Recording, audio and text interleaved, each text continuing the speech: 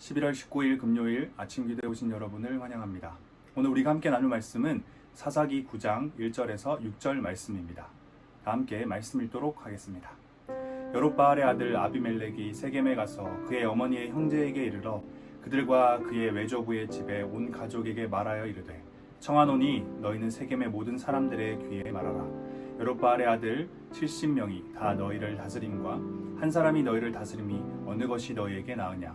또 나는 너희의 골육임을 기억하라 하니 그의 어머니의 형제들이 그를 위하여 이 모든 말을 세겜의 모든 사람들의 귀에 말하매 그들의 마음이 아비멜렉에게로 기울어서 이르기를 그는 우리 형제라 하고 바알불이 신전에서 은 70개를 내어 그에게 주매 아비멜렉이 그것으로 방탕하고 경박한 사람들을 사서 자기를 따르게 하고 오브라에 있는 그의 아버지의 집으로 가서 여롯바알의 아들 곧 자기 형제 70명을 한 바위 위에서 죽였으되 다만 여롯바알의 막내 아들 요담은 스스로 숨었으므로 남으니라. 세겜의 모든 사람과 밀로 모든 족속이 모여서 세겜에 있는 상수리 나무 기둥 곁에서 아비멜렉을 왕으로 삼으니라. 아멘. 오늘 본문의 배경은 오늘 본문 바로 전에 있는 8장의 30절, 35절에서 파악할 수 있습니다. 기드온이 아내가 많으므로 그의 몸에서 낳은 아들이 70명이었고 세겜에 있는 그의 첩도 아들을 낳았으므로 그 이름을 아비멜렉이라 하였더라. 요아스의 아들 기드온이 나이가 많아 죽음에 아비에셀 사람의 오브라에 있는 그의 아버지 요아스의 묘실에 장사되었더라. 기드온이 이미 죽음에 이스라엘 자손이 돌아서서 바알들을 따라가 음행하였으며 또 바알 브릿을 자기들의 신으로 삼고 이스라엘 자손이 주위의 모든 원수들의 손에서 자기들을 건져내신 여호와 자기들의 하나님을 기억하지 아니하며 또 여롯바알이라 하는 기드온이 이스라엘에 베푼 모든 은혜를 따라 그의 집을 후대하지도 아니하였더라. 사사로 활동했던 기드온은 아내가 많았고 그의 자식 또한 많았습니다. 사사기의 저자는 8장 31절에서 아비멜렉의 이름을 따로 분리해서 언급하는데요. 31절에 따르면 세겜에 있는 그의 첩이 아들을 낳았는데 그 이름이 아비멜렉이었다라고 말합니다. 그런 후에 기드온이 죽음이 기록되고 있습니다. 기드온이 죽은 후 이스라엘 백성들은 또다시 하나님을 떠나 바알을 따라가 음행하고 바알 브릿을 자기들의 신으로 삼았습니다. 구원자 되신 하나님을 기억하지 못했고 그들의 사사였던 기드온과 그의 집 또한 기억하지 못했습니다. 이런 상황 가운데 세겜에 있던 기드온의 첩의 아들 아비멜렉의 이야기가 시작됩니다. 아버지가 죽은 후 이스라엘 백성들이 자신의 아버지 기드온과 자신의 집안을 기억하지 못하고 있던 때에 첩의 아들이었던 아비멜렉은 어머니의 고향 자신의 외가 친척들이 있던 세겜으로 갔습니다. 그리고 그는 그곳에 있던 외가 친척들을 모두 모으고 이렇게 말합니다. 청하노니 너희는 세겜의 모든 사람들의 귀에 말하라. 여롯바알의 아들 70명이 다 너희를 다스림과 한 사람이 너희를 다스림이 어느 것이 너희에게 나으냐. 또 나는 너희의 골육임을 기억하라 하니. 세겜의 모든 사람에게 이렇게 말하십시오. 여롯바알 기드온의 70명이 다 당신들을 다스리는 게 나을지 한 사람 나 아비멜렉이 당신들을 다스리는 게 나을지 그리고 참고로 나는 당신들의 혈육입니다. 오늘 본문 앞장인 8장 23절에서 자신들을 다스려 달라는 이스라엘 백성들의 요청에 기드온은 이렇게 말합니다. 기드온이 그들에게 이르되 내가 너희를 다스리지 아니하겠고 나의 아들도 너희를 다스리지 아니할 것이요 여호와께서 너희를 다스리시리라 하니라. 기드온은 왕을 거부했지만 바로 뒤이어 그는 이스라엘 백성들에게 금 귀고리를 달라 해서 그것으로 에봇을 만들고 자기의 서급인 오브라에 두었습니다. 그리고 당연하게도 이스라엘 백성들은 그것을 우상으로 삼았습니다. 이스라엘 백성들이 기드온이 만든 금 에봇을 섬겼던 것은 그 금 에봇을 보면 기드온이 떠올랐기 때문이었습니다. 자신들을 다스려 주길 원했던 기드온과 금 에봇을 동일시했기 때문입니다.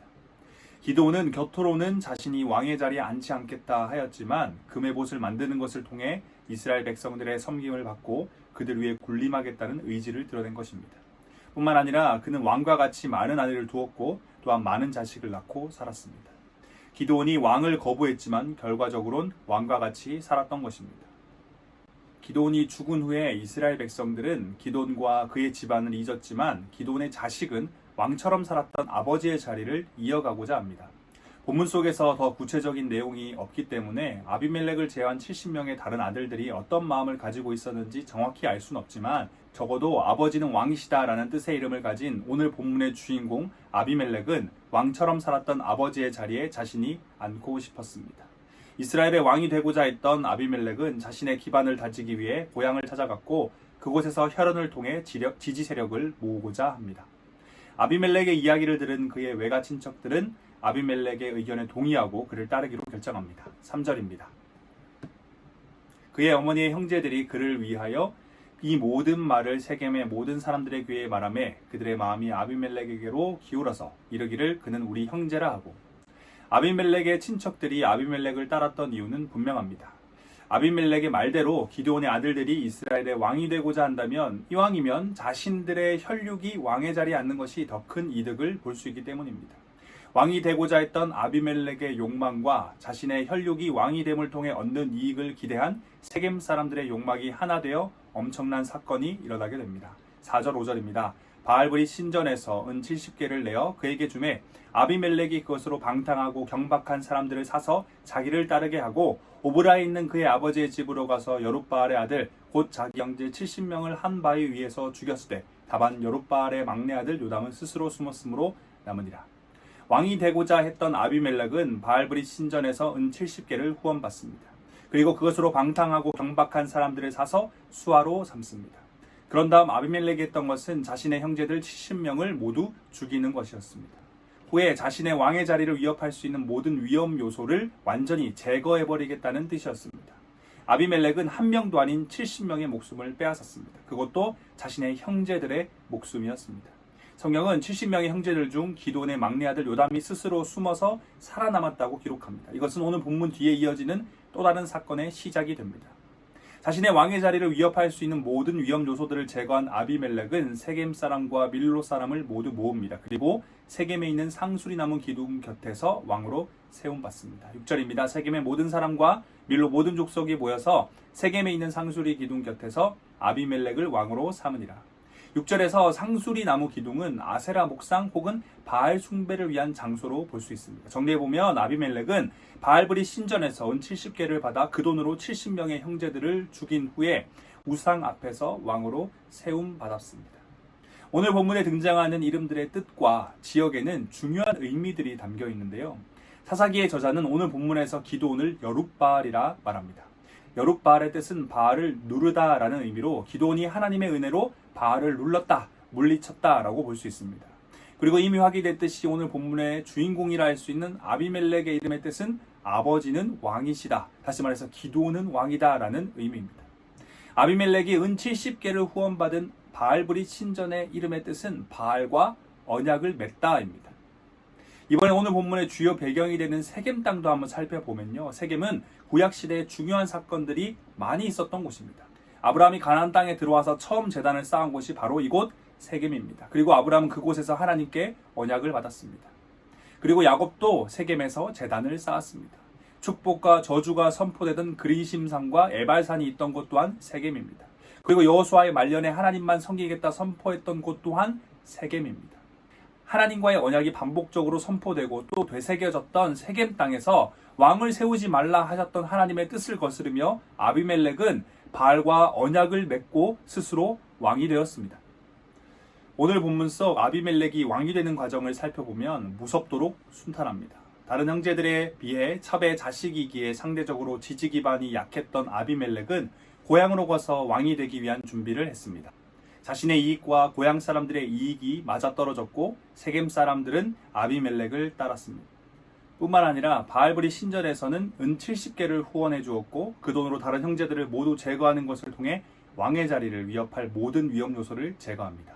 이 모든 과정이 끝난 후 그는 우상 앞에서 왕으로 세워집니다.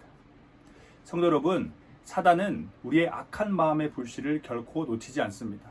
그 불씨가 꺼지지 않도록 부채질하고 때로는 기름을 붓기도 합니다. 기드온에게 있던 겉으로는 드러내지 않았던 왕이 되고자 했던 악한 마음의 불씨는 자신의 첩의 아들 이름을 지을 때 나타났고 그의 인생의 마지막에 에봇을 만드는 것을 통해서도 나타났습니다.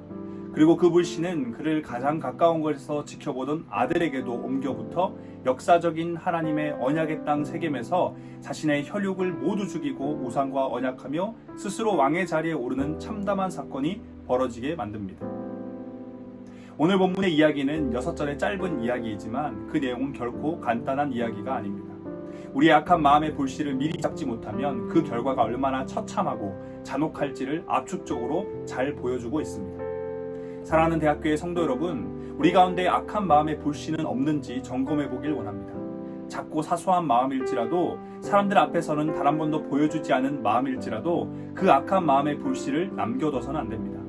하나님께 쓰임받은 사사 기드온도 왕이 되고자 했던 그 악한 마음에 흔들렸고 결국 엄청난 결과를 초래하고 말았습니다.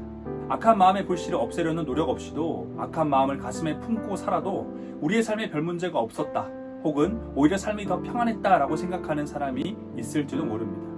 기드온과 아비멜렉 또한 그런 생각을 했을지도 모릅니다.